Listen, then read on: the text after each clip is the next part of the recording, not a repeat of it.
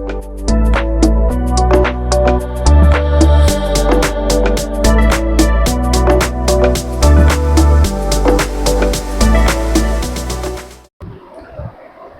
guys, welcome to LTX classes UPSC.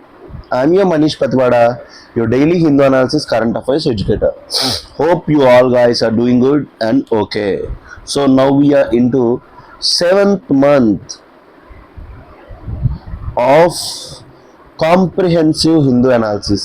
So మనం Hindu అనాలిసిస్ని reform చేసి మీ గురించి మెయిన్స్ అండ్ ప్రిలిమ్స్ ఆస్పెక్ట్స్ని అన్నీ కలుపుకుంటూ ఏదైతే హిందూ అనాలిసిస్ నేను స్టార్ట్ చేశానో నా అండర్లో ఎల్టిక్స్ క్లాసెస్లో, now this is 7th month.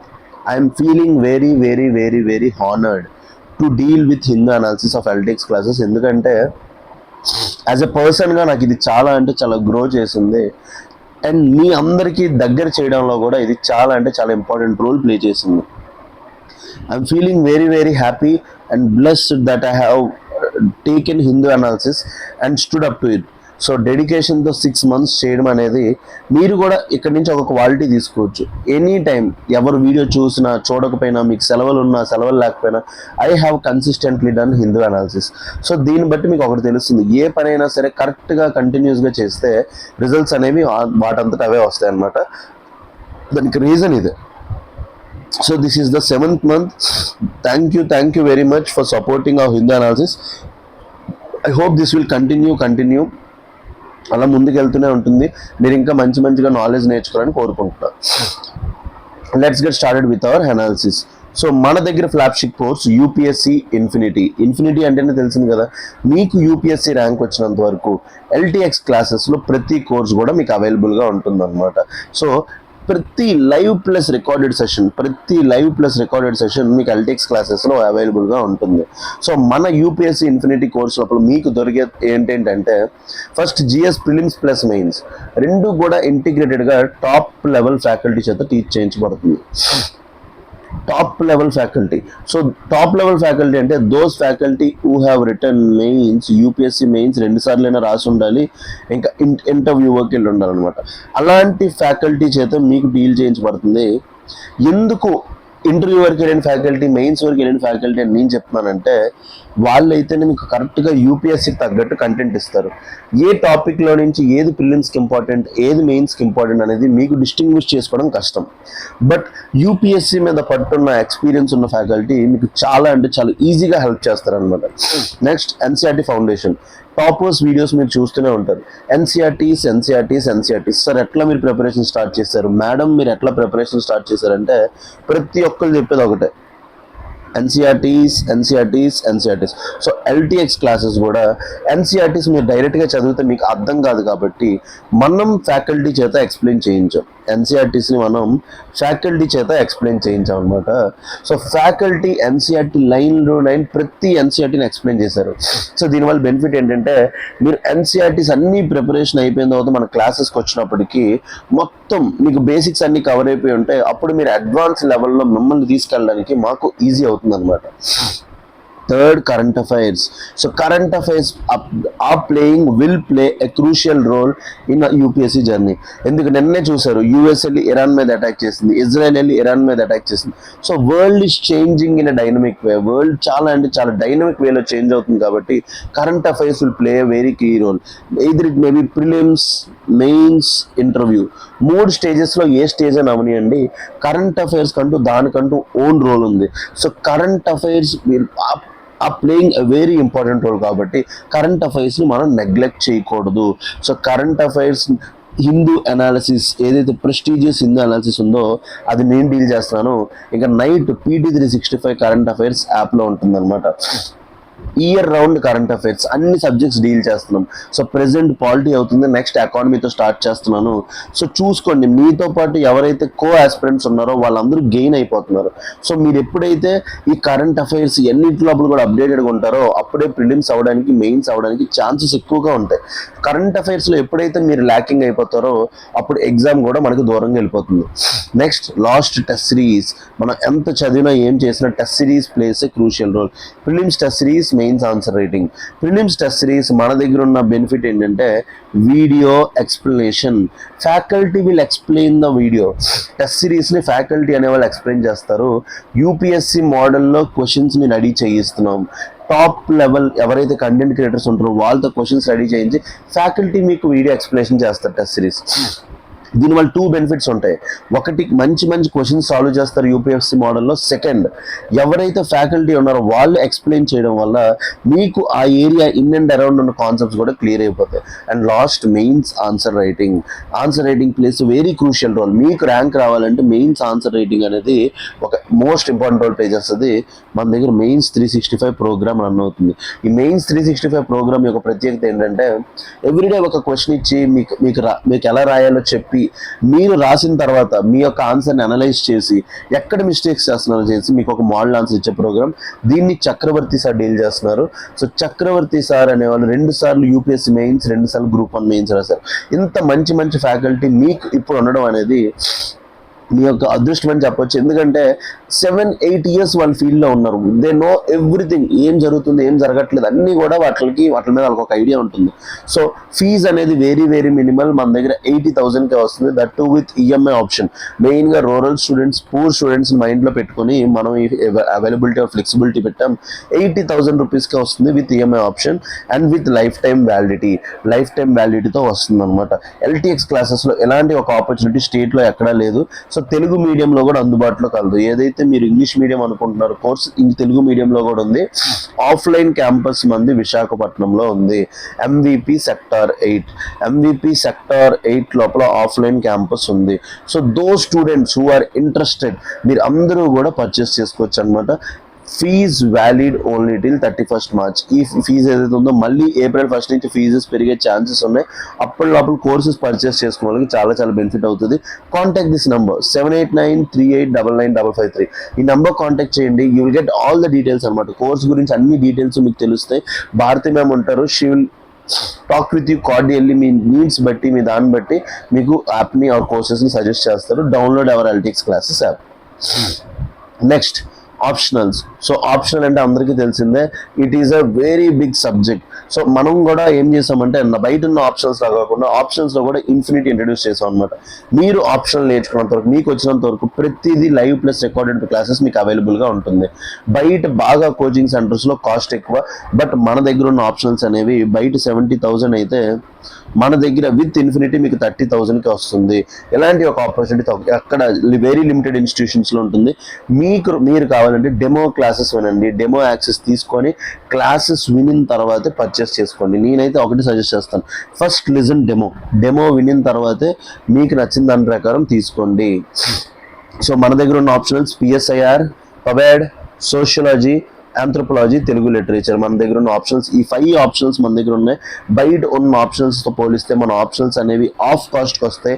And బయట ఉన్న ఆప్షన్స్ ఏవైతే ఉన్నాయో మీకు ఓన్లీ 1 time వాచ్ ఇస్తారు, బట్ మన దగ్గర లైఫ్ టైం వ్యాలిడిటీ వస్తుంది. And that too with EMI option. అది కూడా మీకు ఈఎంఐ ఆప్షన్ 50,000కి వస్తుంది అనమాట. సో 5,000కి ఎలాంటి ఒక ఛాన్స్ అనేది ఎక్కడ ఉండదు. Fees valid only till 31st March. So contact this number 7893899553. ఈ నెంబర్ కాంటాక్ట్ చేయండి. భారతి మ్యామ్ ఉంటారు, మీకు మొత్తం మీ డౌట్స్ అన్ని క్లియర్ చేస్తారు. And download our LTX classes. Next, APPSC group 1 infinity. So మీ అందరికీ తెలిసిందే, మొన్నే గ్రూప్ 2, గ్రూప్ 1 ఏవైతే మన స్టేట్లో ఉన్నాయో నోటిఫికేషన్స్ అయిపోయి ఉగాదికి జాబ్ క్యాలెండర్ రాబోతుంది. సో ఉగాదికి జాబ్ క్యాలెండర్ రాబోతుంది కాబట్టి మనం క్యాలెండర్ వచ్చిన తర్వాత చదివితే మనం మన తోటి ఆస్పిరెంట్స్తో పోలిస్తే వెనకబడిపోతాం అనమాట. సో అందుకోసం మీరు ఏం చేయాలంటే ఏపీపీఎస్సీ గ్రూప్ 1 ఇన్ఫినిటీ ఏదైతే ఉందో కోర్స్ మీ గురించి లాంచ్ చేసాం. Live plus recorded classes, complete syllabus coverage, AP history, AP economy, AP geography, ఏవైతే ఏపీ రిలేటెడ్ ఉంటాయో వాటితో పాటు ఇండియన్వి ఉంటాయి.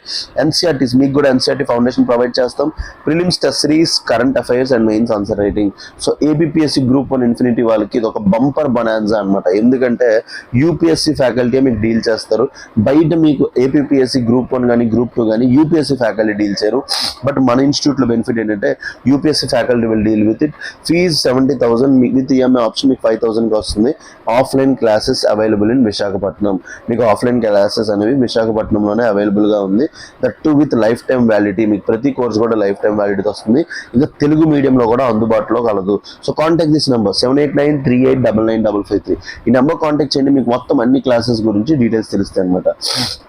సేమ్ అదే లైన్స్లో టీజీపీఎస్సీ గ్రూప్ 1 ఇన్ఫినిటీ 2 స్టేట్స్ లోపల నోటిఫికేషన్స్ వస్తున్నాయి. సో టీజీపీఎస్సీ గ్రూప్ 1 ఇన్ఫినిటీ కూడా same live plus recorded classes వస్తాయి. NCERT foundation, test series, current affairs, mains answer writing. Fee కూడా 70,000. ఈఎంఐ ఆప్షన్ ఉంది. తెలుగు మీడియంలో అందుబాటులో కలదు. ఆఫ్లైన్ క్యాంపస్ విశాఖపట్నంలో మీకు కూడా క్లాసెస్ ఉన్నాయన్నమాట. చాలా మంది తెలంగాణ పీపుల్ ఎవరైతే ఉన్నారో వాళ్ళందరూ కూడా వచ్చేసి కోర్సెస్ తీసుకుంటున్నారు. with this and last group 2 test series. So group 2 test series long term test series మనం లాంచ్ చేసాం. ఇది ఒక యూనిక్ ఇనిషియేటివ్. 1 year కి 5,000 rupees test series. Same group 2 pattern లోపల టెస్ట్ సిరీస్ అనేది పెడుతున్నాం. 1 week ప్రిలిమ్స్ అయితే నెక్స్ట్ వీక్ జిఎస్ పేపర్ 1 అవుతుంది, mains paper 1, next week mains paper 2. అలా సిలబస్ ఏదైతే క్వశ్చన్స్ ఉంటాయో ఫ్యాకల్టీ ఎక్స్ప్లెయిన్ చేయడం వల్ల మీకు చాలా అంటే చాలా బెనిఫిట్ అవుతుంది అనమాట. I request each and every one, మీరు ఎవరెవరైతే ఉన్నారో మీరు అందరికీ కూడా సీనియర్ ఆస్పిరెంట్స్ ఎవరైతే ఉన్నారో మెయిన్గా గ్రూప్స్ సీరియస్ ఆస్పిరెంట్స్ ఇది ఒక మంచి ఆపర్చునిటీ. ఎందుకంటే ఎస్ఎన్టీ టెస్ట్ సిరీస్ నేనే ఎక్స్ప్లెయిన్ చేయబోతున్నాను. ఫస్ట్ డెమో సెషన్ మీకు అప్లోడ్ అయిపోతుంది. అది చూసిన తర్వాత మీరే రియలైజ్ అవుతారు ఎంత బాగా చెప్తున్నారు టెస్ట్ సిరీస్ అనేది. సో మీకు చాలా అంటే చాలా హెల్ప్ఫుల్ అవ్వబోతుంది. So let's get started with our analysis. Hi guys, so these are the articles that we are going to discuss as part of Hindu analysis 22nd and 23rd March. Guys నేను ఒకే రోజు ఎక్కువ articles చేయడం వల్ల so 22nd articles అన్ని ఇవాళ discuss చేస్తున్నాను. 23rd articles రేపు morning discuss చేసి అన్ని క్లబ్ చేసి మీకోసం పెట్టేస్తాను. What did supreme court say about paid maternity leave? So మెయిన్గా ఎవరైతే అడాప్టివ్ మదర్స్ ఉంటారో వాళ్ళ గురించి అనమాట. సో వాళ్ళకు కూడా 12 weeks ఆఫ్ మెటర్నిటీ లీవ్ ఇచ్చారు. సో దాని గురించి డిస్కస్ చేస్తున్నాం. Land encroaches out Nilgiris tahr in. So Nilgiri tahr గురించి తెలుసుకుందాం. ఎన్వైర్న్మెంట్ పర్స్పెక్టివ్లో చాలా important. Why do electric batteries catch fire? So ఇది చాలా అంటే చాలా ఇంపార్టెంట్. లిథియం బ్యాటరీస్ ఎందుకు ఫైర్ని క్యాచ్ చేస్తాయి అనే దాని గురించి తెలుసుకుందాం. State cannot place arbitrary ceiling on disability limits. So supreme courts so arbitrary disabilities ఏవైతే ఉంటాయో 40%, 30% లిమిట్స్ ఉంటాయి కదా, state cannot place arbitrary ceiling అనేసి సుప్రీంకోర్టు చెప్తుంది అనమాట. So these 4 articles as part of Sunday will discuss.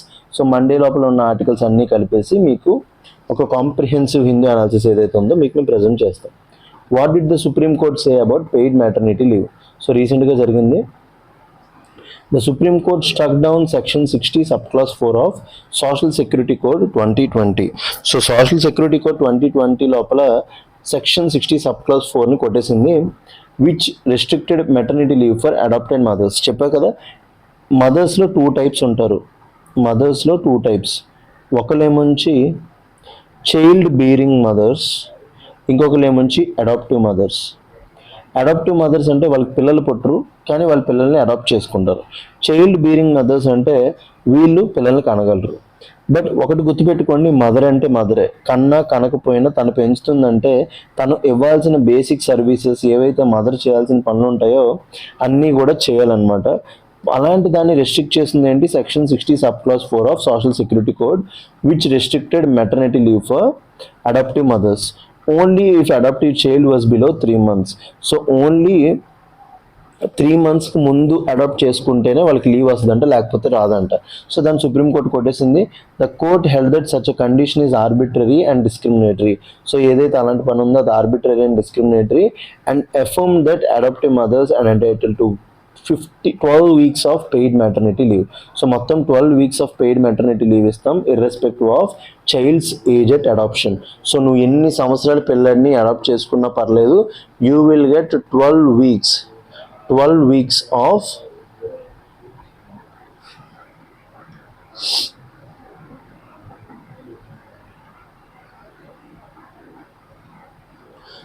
weeks of paid maternity leave irrespective of child's age at adoption. So దాని గురించి discuss చేద్దాం. So detailed analysis. So evolution of maternity benefit law in India. So maternity benefit law అనేది ఇండియాలో ఎట్లా అయింది? Early development began during colonial period. So Bombay maternity benefit act 1929 తీసుకొచ్చామన్నమాట. First మన India లోపల మెటర్నిటీ బెనిఫిట్ గురించి ఫస్ట్ లా ఏంటి? Bombay maternity benefit act aimed at protecting women workers in factories. So మెయిన్గా ఎప్పుడు కూడా ఎంప్లాయ్మెంట్లో మెయిన్ ఏంటంటే ఎంప్లాయర్ పర్స్పెక్టివ్లో చెప్తున్నాను, ఎంప్లాయర్ ఎప్పుడు కూడా ఉమెన్ని ఎందుకు హైర్ చేసుకోరంటే, ఉమెన్కి ప్రెగ్నెన్సీ వచ్చినప్పుడు 6 months ఆఫ్ ఫ్రీ ఎంప్లాయ్మెంట్ ఇవ్వాలి, ఫ్రీ శాలరీ ఇవ్వాలనేసి హైర్ చేసుకోవడానికి ఇష్టపడరు అనమాట. సో దీని ద్వారా తెలియకుండా ఉమెన్స్ని బయటికి జాబ్ నుంచి బయటికి పంపించేస్తున్నాం కదా. సో ఈ evolution of maternity benefit law in India ఏదైతే ఉందో begin during colonial period. So Bombay maternity benefit act 1919లో వచ్చింది. సో పోస్ట్ ఇండిపెండెన్స్ ఏంటి? మనకి డైరెక్ట్గా మెటర్నిటీ బెనిఫిట్ యాక్ట్ 1961 వచ్చింది. మనం డైరెక్ట్గా ఏం తీసుకొచ్చాం? మెటర్నిటీ బెనిఫిట్ యాక్ట్ 1961 వచ్చాం. Provided 12 weeks of paid leave. 12 weeks of paid leave ఇచ్చాం. Focused primarily on biological motherhood. So మెయిన్గా బయలాజికల్ మదర్హుడ్ మీద ఫోకస్ చేసాం. అంటే అడాప్టివ్ మదర్స్కి మెటర్నిటీ లీవ్ అనేది లేదనమాట. సో 2017 లోపల దీన్ని అమెండ్ చేసాం. Increased leave to 26 weeks. So ఇప్పుడు ఎవరైనా బయలాజికల్ మదర్స్ ఉంటే వాళ్ళకి 26 weeks for biological mothers. So 26 weeks అంటే నథింగ్ బట్ 12 weeks అంటే 3 months, 24 weeks అంటే మీకు లిటరల్లీ 6 months పడుతుంది అనమాట.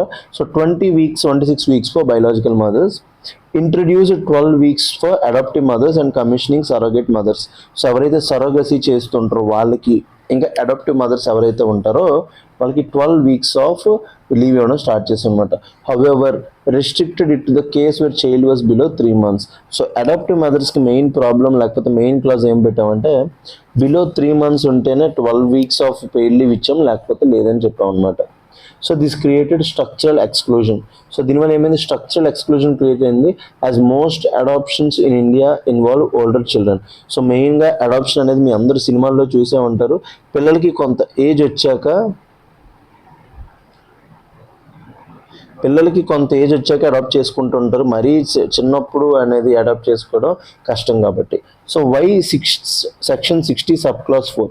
సో ఏదైతే మనకి మెటర్నిటీ బెనిఫిట్ లీవ్స్తో డీల్ చేస్తున్న సోషల్ సెక్యూరిటీ కోడ్ ఉందో దాని గురించి మాట్లాడదాం. Why section 60 subclause 4 was struck down. Arbitrary classification, article 14 violation. Article 14 ఏం చెప్తుంది? రైట్ టు ఈక్వాలిటీ చెప్తుంది అనమాట. So the law differentiated between adoptive mothers below 3 months and adoptive mothers of older children. So మెయిన్గా article 14 ఏం చెప్తుంది? Adaptive mothers అందరికీ కూడా ఈక్వల్గా లా అప్లై అవ్వాలి. బట్ ఇక్కడ 3 months లోపల 3 months తర్వాత అని చెప్పాం. The court found no rational nexus. So ఏదైతే ఆ లా ఉందో, లా లోపల రూల్ ఏదైతే ఉందో రేషనల్గా లేదు. No rational nexus between the classification and the objectives of maternity leave. So ignoring ground reality of adoption. So అదే చెప్తున్నా కదా, adoption procedure in India via CARA. So central adoption regulatory agency ఏదైతే ఉంటుందో అది బాగా లెందీ అనమాట. Very few children available for adoption are below 3 months. So నార్మల్గా పిల్లల్ని 3 monthsకి ముందు అడాప్ట్ చేసుకోవడం అనేది చాలా లిమిటెడ్ ఉంటుంది అనమాట. Hence the provisions denied benefits to the majority adoptive mothers. So దీనివల్ల మ్యాక్సిమం అడాప్టివ్ మదర్స్కి ప్రొవిజన్ అనేది దొరకలేదు అనమాట. సో చైల్డ్ వెల్ఫేర్ కన్సిడరేషన్ చెప్పా కదా, చైల్డ్ యొక్క ఓవరాల్ డెవలప్మెంట్ లోపల the courts emphasise that adopted children need time, care and emotional security. So చెప్పే కదా, మనందరూ ఏమనుకున్నా బయలాజికల్ మదరే కాదు, అడాప్టివ్ మదర్ అయినా సరే టైం ఇవ్వాలి, కేర్ ఇవ్వాలి, ఎమోషనల్ సెక్యూరిటీ ఇవ్వాలి. The early period for adoption is critical for attachment formation. So మెయిన్గా ఆ 6 months ఏదైతే ఉంటుందో, 12 weeks ఏవైతే ఉంటుందో, సో మదర్ పిల్లలతో టైం స్పెండ్ చేసిన దాన్ని బట్టి వాళ్ళ మధ్య ఎఫెక్షన్ అనేది క్రియేట్ అవుతుంది అనమాట. So court's view on motherhood. So court view on motherhood ఏంటి? Beyond biological dimension, determinism. The court rejected that the idea that motherhood is purely biological. So అమ్మ అవ్వాలంటే తల్లి అయితేనే సరిపోదు, ఇంకేదైనా అవ్వచ్చు. మన ఇండియన్ సినిమాల్లో చాలా వరకు ఉంటాయి. అదుర్స్ మూవీస్ అన్నీ మీరు చూసే ఉంటారు. సో ఇవన్నీ మూవీస్ లోపల కూడా మదర్ ఎవరైతే ఉంటారో సొంత అమ్మ అయితేనే అమ్మ అవ్వాల్సిన అవసరం ఉండదు. సొంత అమ్మ కాకపోయినా సరే తన అమ్మలానే బిహేవ్ చేస్తుంది అనమాట. సో మహేష్ బాబు మూవీస్, చాలా మూవీస్ అట్లానే ఉంటాయి. So recognized adoptive motherhood as equal in dignity and responsibility. So అందుకే చెప్తున్నాడు, అడాప్టివ్ మదర్హుడ్ని ఈక్వల్ ఇన్ డిగ్నిటీ అండ్ రెస్పాన్సిబిలిటీగా రికగ్నైజ్ చేసింది. Next reproductive autonomy, linked adoption to the broader concept of reproductive choice. So ఇప్పుడు చాలామంది ఇప్పుడు ఉమెన్ డెవలప్ అవుదాం అనుకుంటున్నారు. సో డెవలప్ అవుదాం అనుకుంటున్నారు కాబట్టి వాళ్ళ లైఫ్ స్టైల్ ప్రకారం వాళ్ళ పిల్లల్ని కనాలనుకోకూడదు, కానీ వాళ్ళు పిల్లల్ని పెంచుకోవాలనుకోవచ్చు. ఎందుకంటే వాళ్ళ దగ్గర ఎకనామిక్ ఉంది, క్యాపబిలిటీ ఉంది కాబట్టి. సో రీప్రొడక్టివ్ చాయిస్ కింద చూడమంటున్నాడు, రీప్రొడక్టివ్ అటానమీ కింద. So parenthood includes biological reproduction, adoption, surrogacy, ఈ మూడిట్లను కూడా పేరెంట్హుడ్ కింద తీసుకోమన్నారు. So emotional bonding argument, so paid leave is not just physical recovery time but essential for psychological development and critical for child development. So అది ఆ time లోపల physical recovery కోసమే చూసుకోకూడదు, సైకలాజీ అండ్ చైల్డ్ డెవలప్మెంట్ కూడా అవుతుంది. Next inadequacy of previous legal framework. So lip service critic, the 12-week leave with restrictions was termed inadequate compared to 26-week for biological mother. So ఏదైతే 12-week leave ఇస్తున్నారు adaptive మదర్స్కి, 26 వీక్స్తో పోలిస్తే అది బాగా తక్కువ అనమాట. So exclusionary impact, so majority of the mothers effectively excluded, ఎందుకంటే 3 months rule వల్ల reinforced inequality within motherhood categories. So within motherhood లోపల కూడా ఇన్ఈక్వాలిటీస్ ఇది రీఇన్ఫోర్స్మెంట్ చేసిందనమాట.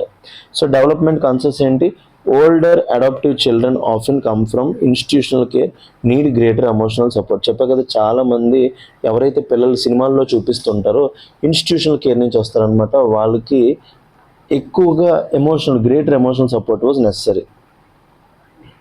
So observation on child development, so court referred to the scientific insights, child raised in orphanages show high stress hormone levels. So ఎందుకంటే వాళ్ళు ఎప్పుడు భయభ్రాంతులు అయ్యి ఉంటుంటారు అనమాట ఆర్ఫనేజెస్లో ఉన్నప్పుడు, ఎందుకంటే వాళ్ళకి ఎప్పుడు లైఫ్ పట్ల వాళ్ళ ముందున్న ట్రామాస్ అన్నీ ఉంటాయి అనమాట. So therefore need for parental presence in every even greater in adoption cases. So అందుకే పేరెంటల్ ప్రెజెన్స్ అనేది అవసరం, especially for older children adjusting to family life. So ఎందుకంటే వాళ్ళు అడాప్ట్ అవుతున్నారు కాబట్టి, వాళ్ళు అప్పటి వరకు ఈ బయట ఉంటున్నారు కాబట్టి వాళ్ళకి అడ్జస్ట్ అవ్వడానికి చాలా టైం పడుతుంది. సో మెయిన్గా వాళ్ళ దాంట్లో స్ట్రెస్ హార్మోన్స్ ఇవన్నీ ఎక్కువ ఉంటాయి. So impact of the judgment, legal impact అంటే రిమూవ్స్ ఆర్బిటరీ ఏజ్ కండిషన్, ఏదైతే సెక్షన్ 60 సబ్ క్లాస్ 4 ఉందో దాన్ని తీసేస్తుంది. Expands access to maternity benefits, so maternity బెనిఫిట్స్కి యాక్సెస్ పెంచుతుంది. సోషల్ ఇంపాక్ట్ ఏంటి, promotes adoption friendly environment, so adoption friendly environment promote అవుతుంది. Recognition of diverse family structures కూడా అవుతుంది అనమాట. వర్క్ ప్లేస్ ఇంపాక్ట్ ఏంటి, encourages organization to reform human resource policies, HR policies revise చేయడానికి help అవుతుంది. Provide inclusive parental benefits. So courts recommendation on paternity leave, so recognition of fathers role. Court noted absence of formal legal framework for paternity leave. So court noted absence of formal legal framework for paternity leave అనమాట. So మెయిన్గా ఏం చెప్పిందంటే ఈ present paternity leave అనేది absence ఉంది. So current scenario ఏంటి, only male government employees get 15 days leave, private sector policies vary widely. So మెయిన్గా ప్యాటర్నిటీ leave అయితే ఉంటుందో ఓన్లీ గవర్నమెంట్ ఎంప్లాయీస్కి 15 days వస్తుందంట. జ్యుడిషియల్ బుష్ ఏంటి, recommended the union government to form a law on paternity leave. So paternity leave గురించి కూడా ఒక law frame చేయమన్నారు. Promote shared parenting responsibility, only మదర్ది బాధ్యత కాదు, తండ్రిది కూడా బాధ్యతే. So broader constitutional principles involved ఏంటి, equal treatment for all mothers. So biological అవని అడాప్టివ్ అవని అందరికీ ఈక్వల్ చూడాలి. Article 15, no discrimination, eliminating indiscrimination based on motherhood type. And Article 21, right to life and dignity లోపల child rights to care, mothers right to meaningful motherhood కూడా define అయి ఉంటాయి. So structural challenges remaining ఏంటి, ఇవన్నీ కూడా ఏదైతే ఈ 12 weeks 26 weeks మీరంతా చూస్తున్నారో ఇదంతా కూడా ఫార్మల్ సెక్టర్ కోసం. సో ఇన్ఫార్మల్ సెక్టర్ లోపల ఇండియా లోపల 90% పీపుల్ ఉంటారనమాట. So majority of women work still outside maternity benefit coverage. So మన ఇండియా లోపల majority of women work outside maternity benefit coverage. Second, employer burden. So maternity benefits are employer funded leading to hiring bias అనమాట. మెయిన్గా అదే చెప్తున్నా కదా, maternity benefits అనేవి వాళ్ళు ఎవరైతే ఓనర్స్ ఉంటారో కంపెనీ ఓనర్స్ వాళ్ళు కట్టాలి కాబట్టి వాళ్ళు లీవ్స్ ఇవ్వడానికి ఇష్టపడరు. Next, lack of gender neutral policy. So reinforces stereotype, women is equal to primary care givers. So మెయిన్గా ఏంటంటే ఏదైతే జెండర్ న్యూట్రల్ పాలసీ లేకపోతే ఉమెన్ అనే వాళ్ళే పని చేయాలి, ఇంట్లో లోపల పిల్లల్ని చూసుకోవడం, ఇవన్నీ కూడా చూపిస్తాయి. కాబట్టి పేటర్నిటీ లీవ్ కూడా చాలా అవసరం అనమాట. Next weak adoption ecosystem. So procedural delays and low awareness. So అదొకటి ప్రాబ్లం ఉంది. వే ఫార్వర్డ్ ఏంటి? Move towards parental leave model. So replace maternity centric approach with shared parental leave. So మదర్కి ఫాదర్కి ఇద్దరికి సెలవు ఇవ్వండి, సో దట్ ఇద్దరు support తీసుకుంటారు. స్టీరియో టైప్ పోతుంది అనమాట. ఓన్లీ పిల్లల్ని చూసుకునే బాధ్యత అనేది ఓన్లీ మదర్ది అనేది. స్టేట్ సపోర్ట్ మెకానిజం ఏంటి? Government should share financial burden with employers. So ఇప్పుడు ఓన్లీ ఎవరైతే జాబ్ ఇస్తున్నాడో వాడే ఇబ్బంది పడతాడు కాబట్టి గవర్నమెంట్ రెస్పాన్సిబిలిటీ షేర్ చేసుకోవాలి. ఎక్స్పాండ్ సోషల్ సెక్యూరిటీ కవరేజ్ని ఎక్స్పాండ్ చేయండి. Legal backing for paternity leave అనమాట. Mandatory minimum leave for fathers. So ఫాదర్స్కి కూడా లీవ్ ఇవ్వండి. ఇంక్లూజివ్ లేబర్ పాలసీస్ చెప్పకది ఇప్పుడు ఓన్లీ ఇవి ఫార్మల్ సెక్టర్స్కే వర్తిస్తుంది కాబట్టి ఇన్ఫార్మల్ వర్కర్స్ ఇంకా గిగ్ ఎకానమీ వర్కర్స్ కూడా ఇది వర్తించేలా చూడండి. And adoption reforms. So faster processes plus better counselling support. So ఇప్పుడు ప్రాసెసెస్ ఇంకా బెటర్ కౌన్సిలింగ్ సపోర్ట్ ఉండేటట్టు చూసుకోండి. So conclusion, the supreme court ruling is a transformative step in Indian welfare jurisprudence, shifting the focus from biological motherhood to child-centric and rights-based parenting అనమాట.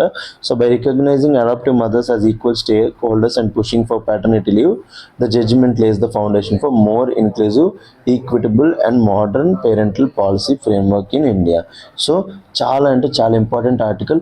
SI లోపల రావచ్చు, GS paper for ethics లోపల కూడా రావచ్చు, మీరు case studies లోపల కూడా ఇది యూజ్ చేయొచ్చు అనమాట. ఎందుకంటే మదర్హుడ్ అనేది ఓన్లీ మదర్స్కి సంబంధం, అడాప్టివ్ మదర్స్ సంబంధించి కేస్ స్టడీ కూడా రావచ్చు. మీరు ఎక్కడైనా సరే ఆన్సర్స్ని యూజ్ చేయొచ్చు ఈ కాన్సెప్ట్ని. So examine the gaps in India's parental leave policies. So suggest reforms in the context of supreme Court observations on maternity and paternity leave. So Supreme Court recent అబ్జర్వేషన్ని దీనికి తగ్గట్టు చేయండి.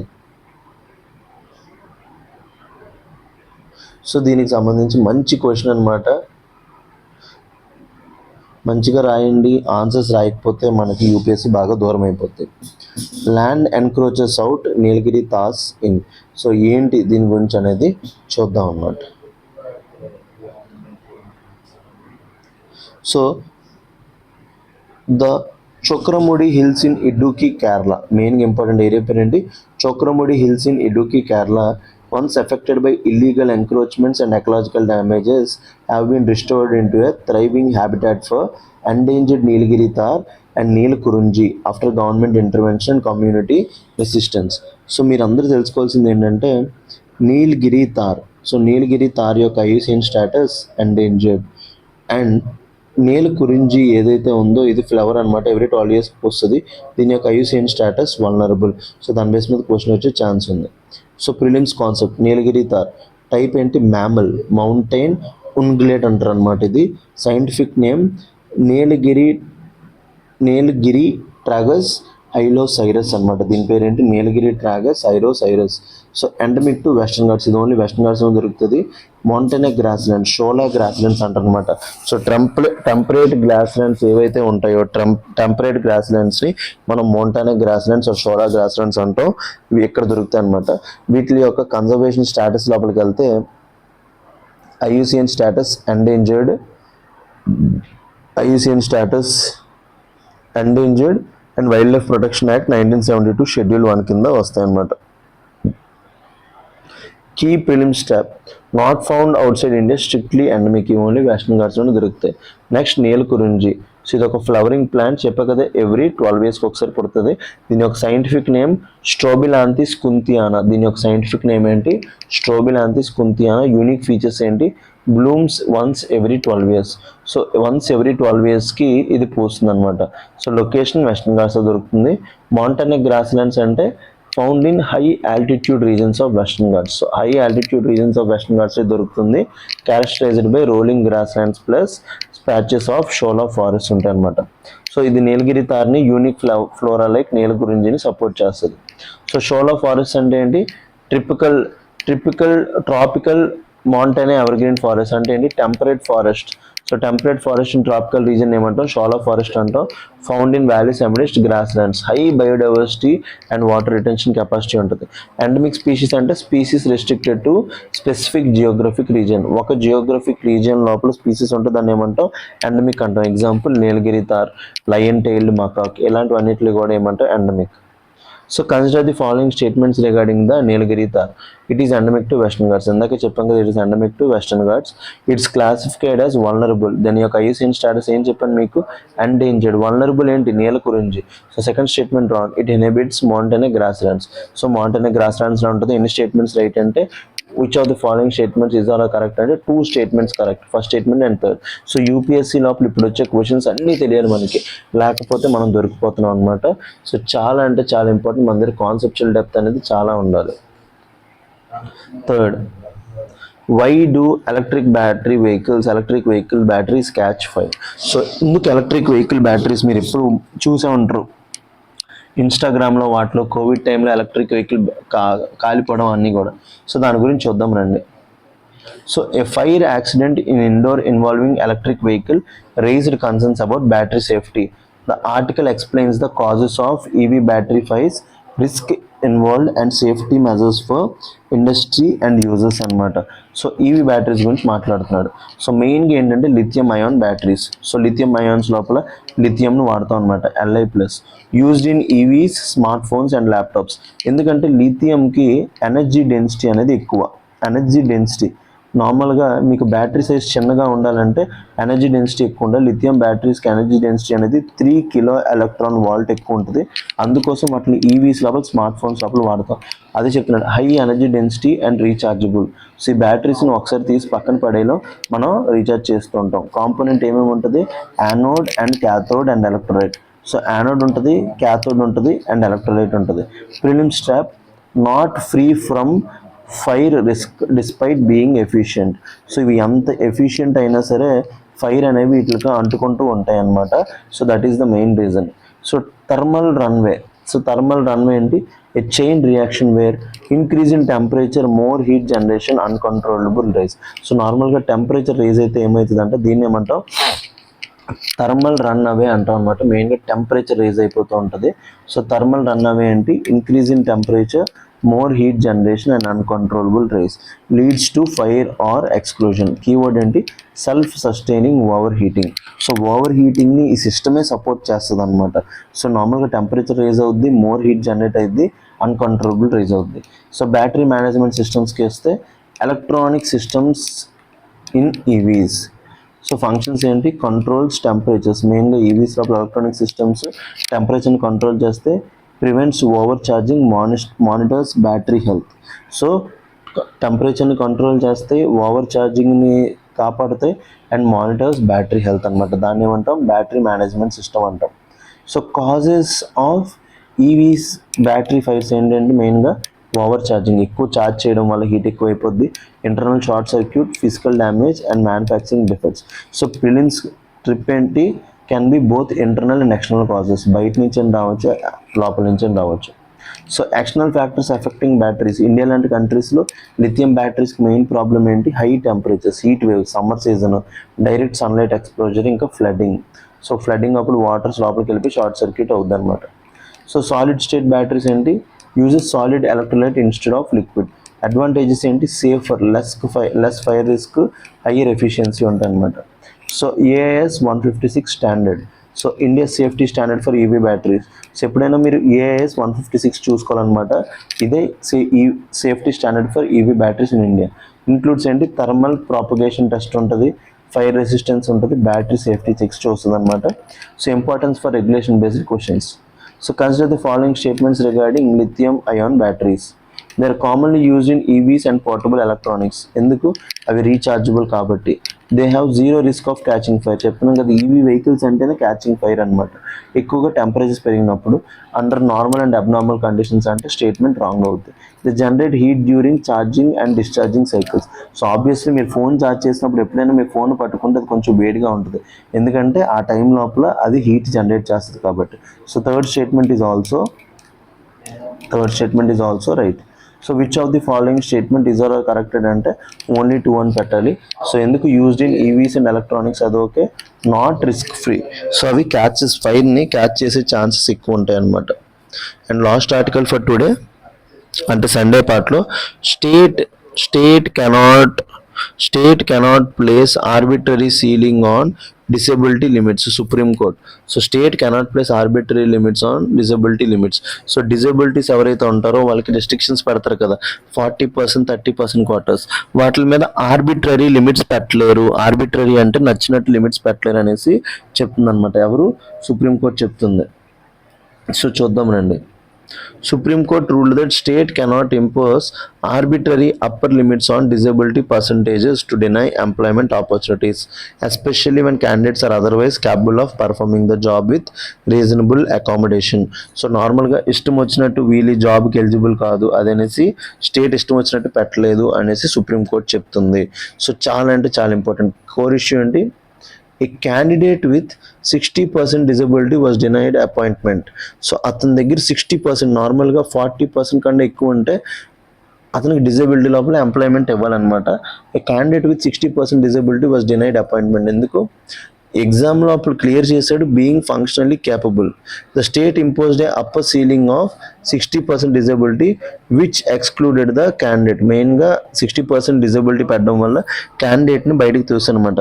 క్వశ్చన్ బిఫోర్ ద కోర్ట్ ఏంటి, can the state fix such a upper limit under the law? Prelims concept. Rights of persons with disabilities act 2016. So replace in 1995 act. ఇప్పుడు ఎన్ని kinds of disabilities ఉన్నాయంటే 21 categories of disabilities ఉన్నాయి. So India లోపల 21 categories of disabilities ఉన్నాయి based on UN convention on rights of persons with disabilities. So United Nations convention on rights of persons with disability ప్రకారం ఇది తీసుకొచ్చాం అనమాట. So key provisions ఏంటి, bench mark disability. So greater than 40% disability. So greater than 40% disability అంటే bench mark disability అంటాం. రిజర్వ్మెంట్ in government jobs 4% reservation ఇచ్చాం. Focus on rights based approach not charity. So benchmark disability ఏంటి, persons with 40% disability eligible for reservation government benefits.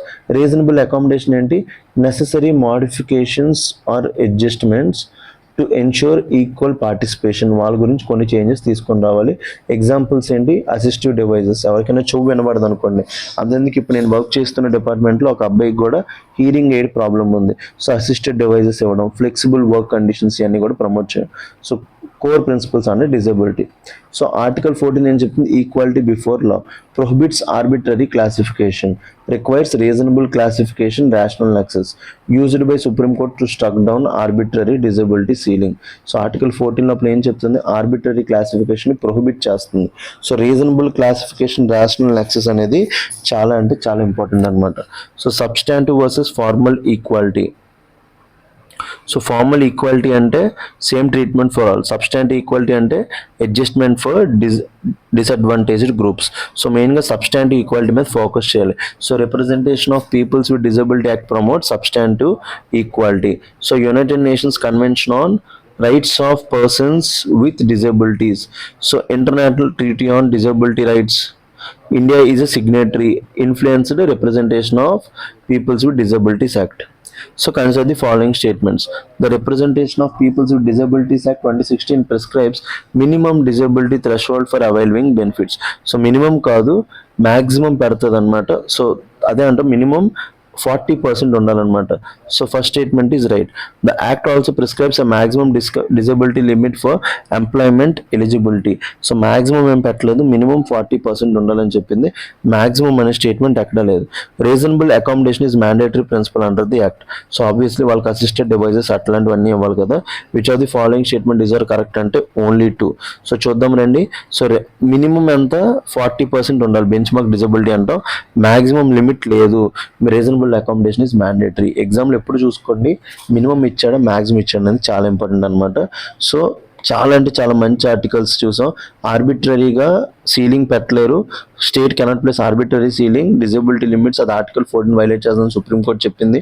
EVs ఎందుకు fire catch చేస్తాయి, science and technology important concept. Nilgiri tahr గురించి తెలుసుకున్నాం, environment. And last important adaptive mothers గురించి recent Supreme Court judgment తెలుసుకున్నాం. So these are the articles that we have discussed comprehensively. So ఎవరెవరైతే నా Hindu analysis వింటున్నారో మీరు అందరూ కూడా like, share subscribe and comment చేయండి, which is very useful. Poor and rural students ఎవరైతే ఉంటుందో వాళ్ళకి చాలా అంటే చాలా హెల్ప్ అవుతుంది. So that they can gain more knowledge అనమాట. వాళ్ళకి చాలా అంటే చాలా హెల్ప్ అవుతుంది హిందూ అనాలిసిస్. మన ఇన్స్టిట్యూట్లో నేను పాలిటీ చెప్పా, ఎన్వైర్న్మెంట్ చెప్పా, ఇప్పుడు PT365 చెప్తున్నాను. Though students who are interested can subscribe to LTEX classes and benefit from the classes. So thank you very much for watching. Okay guys, these are the articles that we are going to discuss as part of Monday's Hindus analysis. Double engine, cute slogan, a serious federal question. So మాట వస్తే Modi government double engine సర్కార్ అంటుంటారు కదా, అది ఒక మంచి స్లోగనే. But federal question అంటే ఫెడరలిజం ఇంపాక్ట్ చేస్తుంది అనేసి ఆథర్ చెప్తున్నారు. It's a very good article. So federalism గురించి కొన్ని ఆస్పెక్ట్స్ తెలుసుకోవడానికి మీకు చాలా హెల్ప్ అవుతుంది. Next prelims articles, how agri PV can turn India's farms into dual purpose power house. So agri PV అంటే ఏంటి, డ్యూయల్ పర్పస్ పవర్ హౌసెస్ కింద ఎట్లా తయారు చేస్తుంది అనేది చూద్దాం. 7, old Mangalore port likely to get a jetty via Sagarmala. So Mangalore port బాగా న్యూస్లో ఉంది. మొన్న US నుంచి వచ్చిన LPG ఏదైతే లోడ్ ఉందో, షిప్ లోడ్ ఉందో, అది రిసీవ్ చేసుకుందనమాట.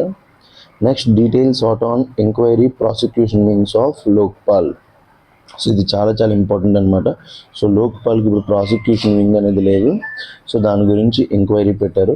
సో దాని గురించి తెలుసుకుందాం. So these are the articles that we're going to discuss as part of Monday's Hindu's analysis, which is very very important. The first article,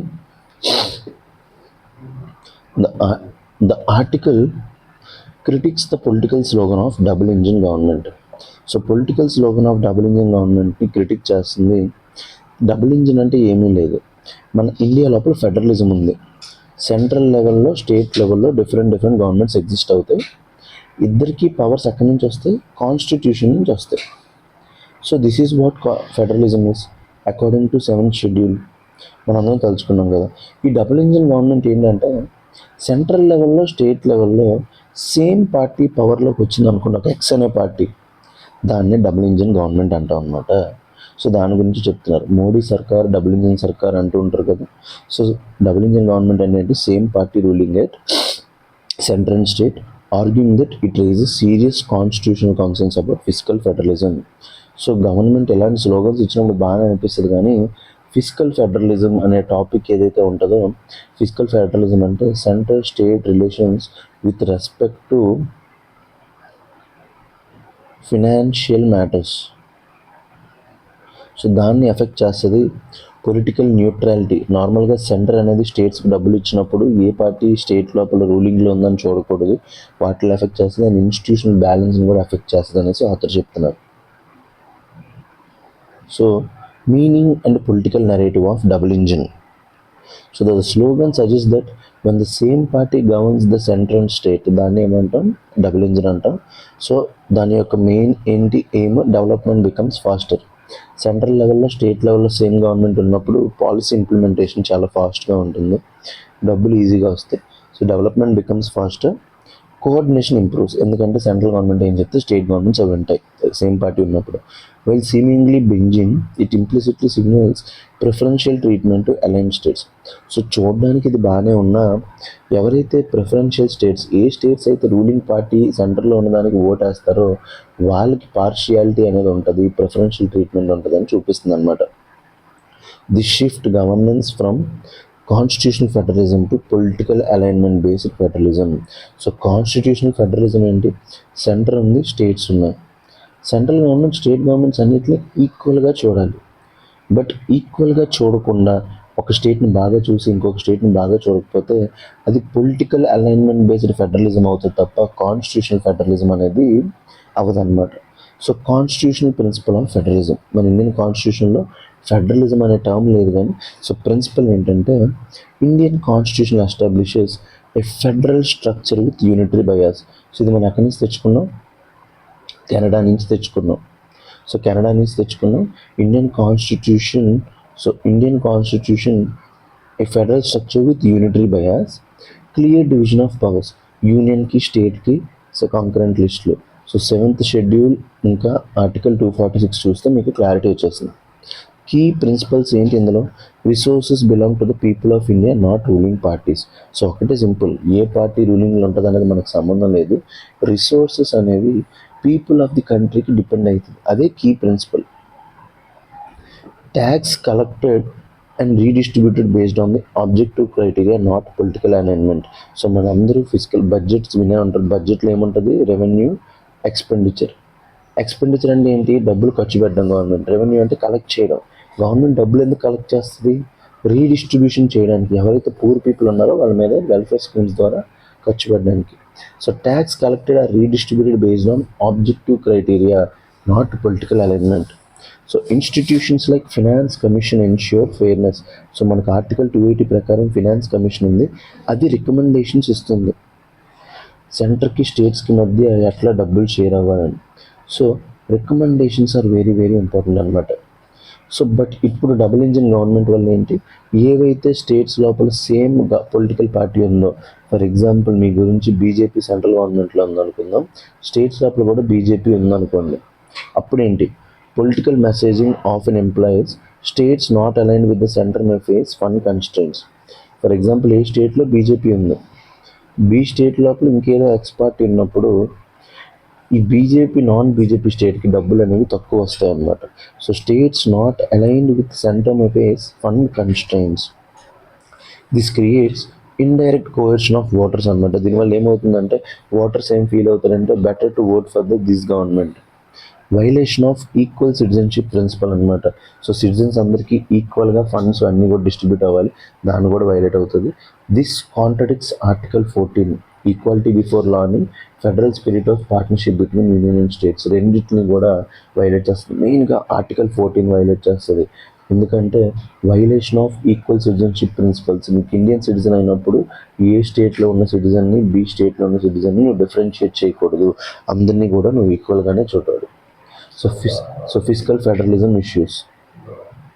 The article highlights emerging tensions, resource allocation concerns. Southern states argue use of population-based formulas penalize them from population control. So మెయిన్గా ఏంటంటే 16th finance commission వీళ్ళందరూ కూడా పాపులేషన్కి weightage ఎక్కువ ఇస్తారనమాట. But population అనేది northern states లోపల ఎక్కువ ఉంటుంది, సదరన్ స్టేట్స్లో తక్కువ ఉండడం వల్ల సదరన్ స్టేట్స్ అనేవాళ్ళు పెనలైజ్ అవుతున్నారు అనేది వాళ్ళ ఆర్గ్యుమెంట్. కన్సర్న్స్ ఏంటి? Shrinking divisible pool due to cess and surcharge. So చెప్పాను కదా, cess and surcharge are not part of divisible pool. So divisible పూల్లో పార్ట్ కాకపోవడం వల్ల సెంట్రల్ గవర్నమెంట్ చాలా వరకు డబ్బులు తన దగ్గరే ఉంచేసుకుంటుంది, ఫినాన్స్ కమిషన్ రికమెండేషన్స్లో అవి యాడ్ అవ్వట్లేదు. సో దీనివల్ల ఏమవుతుంది? Reduced fiscal autonomy of states. So స్టేట్స్కి ఫిజికల్ అటానమీ, మెయిన్గా గవర్నమెంట్స్ ఏదైనా ఒక స్కీమ్ లాంచ్ చేద్దామన్నా లేకపోతే ఏదో ఒక ప్రాజెక్ట్ లాంచ్ చేద్దామన్నా ఇవన్నీ కూడా ఇబ్బంది అయిపోతున్నాయి అనమాట. ఎందుకంటే వాళ్ళ దగ్గరికి డబ్బులు రావట్లే. Maximum money is coming to centrally sponsored schemes. So centrally sponsored స్కీమ్స్లో స్టేట్ గవర్నమెంట్స్ ఏం చేయలేవు. ఆ గవర్నమెంట్ ఏదైతే స్కీమ్ ఫార్ములేట్ చేస్తుందో దాన్ని ఫాలో అయ్యి వీళ్ళంతటి వీళ్ళు డబ్బులు పెట్టాలి. వీళ్ళు కొత్త స్కీమ్స్ కొత్త ప్రాజెక్ట్స్ లాంచ్ చేయలేరు. So role of finance commission ఏంటి? Expected to ensure fairness. So finance commission అనేది ఒక కాన్స్టిట్యూషనల్ బాడీ కాబట్టి అది ఫెయిర్నెస్ చూపించాలి, but faces challenges of balancing equity versus efficiency. ఒకవైపు మంచి స్టేట్స్ ఉంటాయి, మహారాష్ట్ర, గుజరాత్, తమిళనాడు, అలాంటి స్టేట్స్ నుంచి జీడిపి ఎక్కువ వస్తుంది, వాళ్ళ దగ్గర ఎఫిషియన్సీ ఎక్కువ ఉంటుంది. యూపీ, బీహార్ స్టేట్స్లో ఏమీ ఉండవు, పేద ప్రజలు ఎక్కువ ఉంటారు. ఈ రెండింటి మధ్య బ్యాలెన్స్ చేయాలి. Next population versus performance. So southern స్టేట్స్లో పాపులేషన్ తగ్గించినందుకు వాళ్ళకి బెనిఫిట్స్ ఇవ్వాలి, కొన్ని స్టేట్స్లో పాపులేషన్స్ పెరిగిపోతున్నారు వాళ్ళని పోషించడానికి డబ్బులు ఇవ్వాలి. ఇవన్నీ కూడా ఫినాన్స్ కమిషన్ అనేది ఎప్పుడూ ఫేస్ చేస్తూ ఉంటుంది. Legislative federalism and role of governors. So increasing friction. మెయిన్గా ఏంటి? Governors assent up to the bills.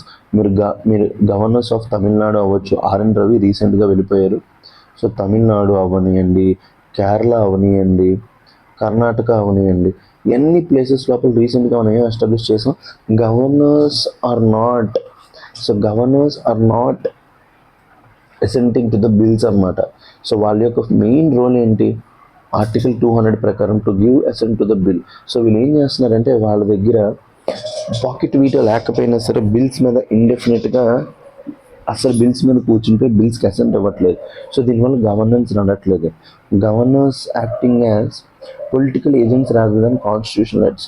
So గవర్నర్స్ని ఎవరిని అపాయింట్ చేస్తారంటే ప్రెసిడెంట్ అపాయింట్ చేస్తారు. మీ అందరికీ తెలిసింది according to article 153 of Indian constitution. So వాళ్ళు పొలిటికల్ ఏజెంట్స్ కింద యాక్ట్ చేస్తున్నారు రాదర్ దాన్ కాన్స్టిట్యూషనల్ హెడ్స్ అనమాట. So key judgments. State of Punjab versus principal secretary to the governor. Governor cannot stall legislative process. So ఇది చాలా అంటే చాలా important ఈ 2 cases. State of Tamil Nadu versus governor, prolonged inaction unconstitution. ఎందుకంటే governor doesn't have which veto, pocket veto. So pocket veto అనేది only ఎవరికి ఉంది, ప్రెసిడెంట్కే ఉంది, గవర్నర్స్కి లేదు అని చెప్పిన కేసు ఏది, state of Tamil Nadu versus governor. State of Punjab versus principal secretary to governor ఏంటి, governor cannot stall legislative process. So governors becoming a second engine undermines democracy. So governors becoming a second engine undermines democracy అనమాట. వీళ్ళే second engine కింద act చేసేసి ఉంటున్నారనమాట. Delhi example తీసుకున్నాడు author. So Delhi లోపల మీ అందరికీ తెలిసిందే 69th కాన్స్టిట్యూషనల్ అమెండ్మెంట్ ద్వారా మనం ఏం చేసాం, ఢిల్లీకి లెజిస్లేటివ్ అసెంబ్లీ ఇచ్చాం అనమాట. సో 239AA అండ్ 239AB ఈ రెండు కూడా క్రియేట్ చేసాం ఫర్ ఢిల్లీ.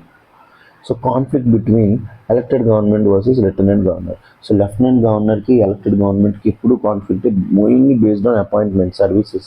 రిజల్ట్ ఏంటి, గవర్నెన్స్ పారాలిసిస్. సో గవర్నెన్స్ బాగా జరగలేదు, జ్యుడిషియల్ ఇంటర్వెన్షన్ కూడా చేయాల్సి వచ్చిందనమాట. Indicates misuse of federal structure for political control. So misuse of federal structure అనేది ఈ విధంగా జరుగుతుంది అంటున్నారు. సో హిస్టారికల్ పర్స్పెక్టివ్ ఏంటి, ముందు మనకి ఎస్ఆర్ బొమ్మాయి కేసుకి ముందు article 356 president rule to dismiss governments. ముందు ఆర్టికల్ 356ని ఇష్టం వచ్చినట్టు వాడేసి గవర్నమెంట్స్ని డిస్మిస్ చేసేవారనమాట. ల్యాండ్ మార్క్ కేసు ఏంటి, SR Bommai versus union of India, limited arbitrary dismissal of state governments. So SR Bommai versus union of ఇండియాలో limited arbitrary dismissal of state governments. So today's challenges is subtler. So governments are not dismissed but governance is obstructed. So SR Bommai case వల్ల నువ్వు గవర్నమెంట్ని dismiss చేయలేవు, but governance ఏదైతే ఉందో bills pass చేయనివ్వరు, డబ్బులు ఎవరు, ఏమీ చేయకపోతే ఎట్లా పనిచేస్తుంది. So structural challenges identified. So ఏంటంటే స్ట్రక్చరల్ ఛాలెంజెస్ ఐడెంటిఫై చేశారు. సెంట్రలైజేషన్ ఎట్లా చేస్తున్నారు, physical tools, cess, discretionary transfers. So cess surcharge ఏమంటే స్టేట్స్కి ఇవ్వట్లేదు, ఇంకా డిస్క్రిషనరీ ట్రాన్స్ఫర్స్ ఎక్కువైతే. ఇన్స్టిట్యూషనల్ టూల్స్ ఏంటి, గవర్నర్స్ ఆఫీస్. సో గుర్తుపెట్టుకోండి, ఫిజికల్ టూల్స్ వేరు, ఇన్స్టిట్యూషనల్ టూల్స్ వేరు. ఇన్స్టిట్యూషనల్ టూల్స్ వల్ల ఫెడరలిజం ఇంపాక్ట్ చేస్తుంది గవర్నర్స్ ఆఫీస్, ఫిజికల్ టూల్స్ వల్ల ఇంపాక్ట్ చేస్తుంది సెస్, డిస్క్రిషనరీ ట్రాన్స్ఫర్స్. సో దీనివల్ల ఏమవుతుంది, మీ అందరికీ తెలుసు article 263. Article 263 of Indian constitution దేని గురించి మాట్లాడుతుంది, inter state councils. Inter state council యొక్క మెయిన్, సెంటర్ స్టేట్ కౌన్సిల్స్ యొక్క మెయిన్ మోటివ్ ఏంటి, కోఆపరేటివ్ ఫెడరలిజం.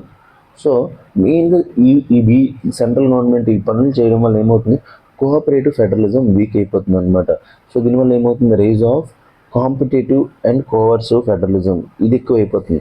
చచ్చినట్టు వింటావా లేకపోతే వినవా అనే దానికి వెళ్ళిపోయింది. సిగ్నిఫికెన్స్ ఆఫ్ ది ఇష్యూ ఏంటి, impacts democratic fairness. So democracy యొక్క వాల్యూ పోతుంది. ఎలక్టోరల్ ఫ్రీడమ్, ఎవరిని ఎంచుకోవాలి. ఇప్పుడు ఫర్ ఎగ్జాంపుల్ నాకు ఏ పార్టీ ఎంచుకోవాలని ఉంది, బట్ ఏ పార్టీని ఎంచుకుంటే సెంట్రల్లో బి గవర్నమెంట్ ఉండడం వల్ల రిసోర్సెస్ రావని నేను ఫీల్ అయ్యి ఇండైరెక్ట్గా నేను బీకే ఓటేస్తాను.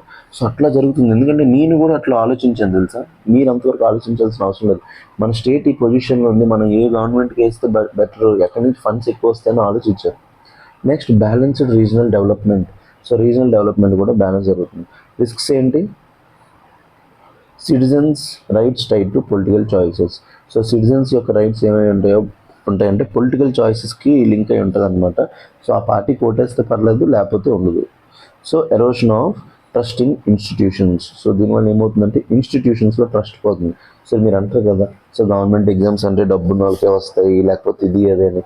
ఎందుకంటే నాకు కూడా జాబ్ వచ్చినప్పుడు చాలామంది మేము ఎంత పెట్టుకున్నావు, ఇది పెట్టుకున్నావు అని అడిగాను అనమాట. సో ఇట్లాంటివి జరుగుతుంటాయి అన్నమాట. సో వే ఫార్వర్డ్ ఏంటి, strengthen fiscal federalism. So reduce reliance on cess and surcharge. So cess and surcharge మీద రిలయన్స్ తగ్గించుకొని ensure transparent formula based devolution. So అదే చెప్తున్నాను కదా, స్ట్రెంగ్తెన్ ఫిజికల్ ఫెడరలిజం మెయిన్గా సెస్ సర్చార్జ్ని తగ్గించేసి మ్యాక్సిమం డబ్బులు డివిజిబుల్ పూల్లో ఉండేటట్టు చేసేసి ట్రాన్స్పరెంట్ ఫార్ములా బేస్డ్ డెవల్యూషన్ చేయండి. Reform governors role, fix time limit for assent to the bills. So ఈ కేసు గురించే ప్రెసిడెన్షియల్ రిఫరెన్స్ వెళ్ళింది ఆర్టికల్ 143 ప్రకారం మన బీఆర్ గవాయ్ దగ్గరికి. మన బీఆర్ గవాయ్ ఏం చెప్పారంటే we can't assign time limits for the governors అని కూడా చెప్పారు. Next codify discretionary powers. So governors యొక్క డిస్క్రిషన్ కాన్స్టిట్యూషన్లోనే ఉంది అకార్డింగ్ టు ఆర్టికల్ 163 కాబట్టి ఆ డిస్క్రిషనరీ పవర్ ఏంటో కోడిఫై చేయండి. Next revitalize inter state and center state council చెప్పా కదా అండర్ ఆర్టికల్ 263. సో మనం వే ఫార్వర్డ్ని ముందుగానే గెస్ట్ చేయాలన్నమాట. ఇందాక వాడు సెంటర్ స్టేట్ కౌన్సిల్ ఆర్టికల్ 263 గురించి మాట్లాడలేదు, but I have mention under article 263 and promote genuine cooperative federalism. Next institutional neutrality, ensure non partisan functioning of constitutional offices. So constitutional offices ఏవైతే ఉంటాయో non పార్టిసన్గా అందరి వైపు ఈక్వల్గా వర్క్ అయ్యేటట్టు చూసుకోండి. And respect for state autonomy is very important. Next political accountability, shift narrative from alignment based development to rights based development. So ఇప్పుడు double engine కాదు, it has to be our engine is favourable for any government అని చెప్పాలన్నమాట. So Narendra Modi government ఆ trust తీసుకుని రావాలి. Rights based development is very important rather than alignment based development. So ఇలాంటి angles అన్ని మనకు తెలిస్తేనే ఫెడరలిజం యొక్క కీ కాన్సెప్ట్స్ మీకు అర్థమవుతాయి. So the double engine slogan is not merely political rhetoric, it raises fundamental constitutional concerns. So Indian's federalism is designed to ensure equity, not political favorism. So sustaining democracy requires that development be decoupled from political alignment. So development ki politics ki sambandham undakoodu and rooted firmly in institutional fairness and constitutional morality. So very very important from the perspective of means Indian federalism is increasingly witnessing tensions between cooperative and coercive tendencies. So examine the factors contribute to this trend and suggest measures to strengthen federal balance in India. So చూడండి ఎంత మంచి question. ఇలాంటి questions వచ్చినప్పుడు మనం మంచిగా answers రాస్తేనే benefit అవుతాం అనమాట. మీకు నేను ఇచ్చిన పాయింట్స్ అన్నీ కూడా యూజ్ చేసుకొని మంచి ఆన్సర్స్ రాయండి. నెక్స్ట్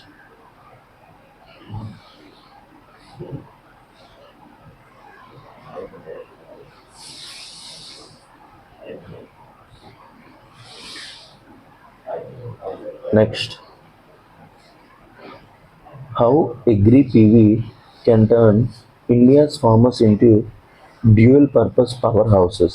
సో Agri-PV వల్ల ఎలా ఫార్మర్స్ అనేవాళ్ళు డ్యూయల్ పర్పస్ పవర్ హౌసెస్ కింద మారుతారని చూద్దాం. సో Agri-PV అంటే ఫోటో వాల్టాయిక్. Agri-PV అంటే ఏంటి? Photovoltaic. So India aims to achieve 300 gigawatt solar capacity by 2030. So మీ అందరికీ తెలిసిందే పంచామృత్లో 2030 కల్లా రెన్యూబుల్ ఎనర్జీ మనం ఎంత క్రియేట్ చేద్దాం అనుకున్నాం? 500 gigawatt. అందులో 300 gigawatt మనం ఎక్కడి నుంచి తెచ్చుకుందాం అనుకుంటున్నాం? Solar. So India aims to achieve 300 gigawatt solar capacity by 2030 and net zero emissions by 2070. And net zero emissions by 2070. 2070కి నెట్ జీరో ఎమిషన్స్ తెచ్చుకుందాం అనుకుంటున్నాం. But faces land use conflicts between solar expansion and agriculture. But main problem ఏంటి?